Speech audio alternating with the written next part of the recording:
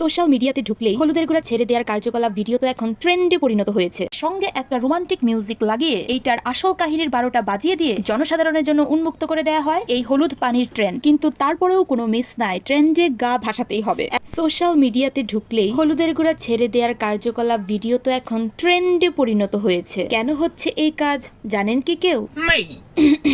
Well, এই ট্রেন্ডের পিছনের কাহিনীটা হলো, আর কেন এই গ্লাসে হলুদ ছেড়ে দেয়া এত ভাইরাল আমি আপনাকে জানাচ্ছি। দেখেন, যদু মধু কদু সবাই এই ট্রেন্ডে গা ভাসাচ্ছে আর ভাবছে বিষয়টা খুবই অ্যাস্থেটিক। গায়ে হলুদ মাখানোর পরিবর্তে গ্লাসে হলুদ ঢেলে সিঙ্গেলরা টাইম পাস করছে আর কাপলরা রোমান্টিক ফিল নিচ্ছে। আবার কারো কারো বাসায় তো শোকেস থেকে কাচের গ্লাস বের করাটা খুবই চ্যালেঞ্জিং হওয়ার কারণে তো প্লাস্টিকের বোতলেই এই ভিডিওর কাজ সেরে ফেলছে। কিন্তু তারপরেও কোনো মিস নাই, ট্রেন্ডে গা ভাসাতেই হবে। এখন আমাদের দেশে এই ট্রেন্ডের নাম হলুদ পানি হলেও এটার নাম অ্যাকচুয়ালি দ্য গ্লোয়িং ওয়াটার। এটা অ্যাকচুয়ালি একটা সায়েন্স প্রজেক্ট ছিল বাচ্চাদের জন্য, যেখানে হলুদের ফ্লোরোসেন্ট যে গুণটা রয়েছে, মানে আলো প্রতিফলনের যে ক্ষমতা রয়েছে, সেটা দেখানোর চেষ্টা করা হয়েছে।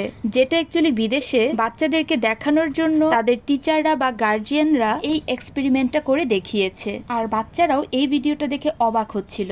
যে ভিডিওটা ইনস্টাগ্রামে মোটামুটি সারা ফেলে, যেটা কিনা টিকটকেও অনেক ভাইরাল হয়। অ্যান্ড সঙ্গে একটা রোমান্টিক মিউজিক লাগিয়ে এইটার আসল কাহিনীর 12টা বাজিয়ে দিয়ে জনসাধারণের জন্য উন্মুক্ত করে দেয়া হয় এই হলুদ পানির ট্রেন্ড। এবং তারপর রান্নাঘরে পানা রাখা যুবক যুবতীরাও আজকে চিরুনি অভিযান করে রান্নাঘর থেকে হলুদের কৌটা বের করে এনে নিজেদের বেডরুমে যাচ্ছে আর ভিডিও করে বেড়াচ্ছে। যাই হোক, বাজারে হলুদের তীব্র সংকট শুরু হওয়ার আগেই আপনিও সেরে ফেলুন এই ট্রেন্ড আর দেশ ও জাতিকে উদ্ধারিত করুন আমার মতো এই হলুদ পানির ট্রেন্ড ফলো করে। ধন্যবাদ সবাইকে।